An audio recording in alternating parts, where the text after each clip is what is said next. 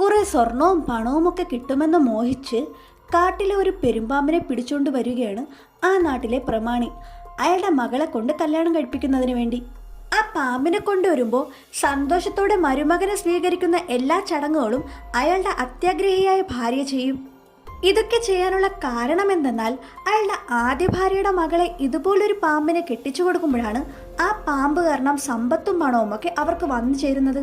അയാളുടെ ആദ്യ ഭാര്യ പാമ്പിനെ കൊണ്ട് ആ കുഞ്ഞിനെ കല്യാണം കഴിപ്പിക്കരുതെന്നും ആദ്യത്തെ തവണ പാമ്പ് തന്നെ മുന്നിൽ വന്നിട്ട് കല്യാണം കഴിക്കാൻ ആവശ്യപ്പെട്ടതാണെന്നും എന്നാൽ രണ്ടാമത്തെ പ്രാവശ്യം അവര് തന്നെ കാട്ടുനിന്നും ഒരു പെരുമ്പാമ്പിനെ പിടിച്ചുകൊണ്ട് വന്നതാണെന്നും പറയും. അതൊന്ന് കേൾക്കാൻ തയ്യാറാകാതെ രണ്ടാം ഭാര്യയുടെ വാക്ക് കേട്ട് തന്റെ മകളെ ആ പാമ്പിന് അയാളെ കെട്ടിച്ചു കൊടുക്കും.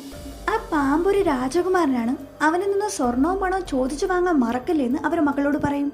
എന്നാൽ അന്ന് രാത്രി ആ പെരുമ്പാമ്പ് ആ പെൺകുട്ടിയെ ചുറ്റി വരിഞ്ഞു വിഴുങ്ങും. അടുത്ത ദിവസം പെരുമ്പാമ്പിന്റെ വയറ്റിൽ നിന്നും അവളുടെ ബോഡി കണ്ടെത്തും.